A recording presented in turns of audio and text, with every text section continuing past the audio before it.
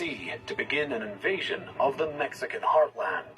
On March 9, 1847, Scott performs the first major amphibious landing in U.S. history in preparation for the siege of Veracruz. The city replied the best it could with its own artillery against the extended barrage, but because of the numerical superior force of the Americans, the Mexicans surrendered.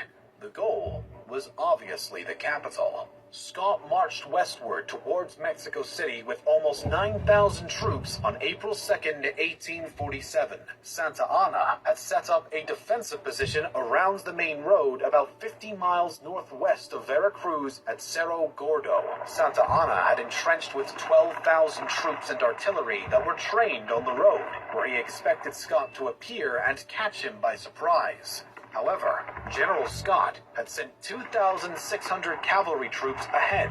They reached the pass on April 12th, and the Mexican artillery fired upon them, revealing their positions. The Battle of Cerro Gordo started. The Americans won the battle and continued their advance, even though the guerrillas harassed the American troops. With his remaining forces, General Winfield Scott advanced on Mexico City. The capital was laid upon by a series of battles around the right flank of the city defenses. After the American victories at the Battle of Contreras and Battle of Churubusco, peace negotiations started, which broke down on September 6, 1847.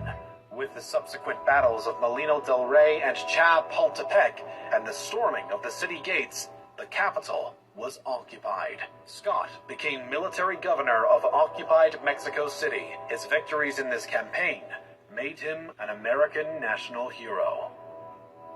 Desertion was a major problem for the Mexican army, depleting forces on the eve of battle. Most soldiers were peasants who had loyalty to their village and family, but not to the generals who had conscripted them, often hungry, ill, under-equipped, only partially trained, and never well paid. The soldiers were held in contempt by their officers and had little reason to fight the Americans. Now that the U.S. had gone far beyond the territorial gains it envisioned by invading central Mexico with its dense population, the question was raised whether to annex Mexico itself. But many opposed this idea due to cultural differences, overextension, and the huge instability this would cause. The Treaty of Guadalupe Hidalgo gave the U.S. control of Texas, Alta California, and Nuevo Mexico. Those territories were organized in other states over time.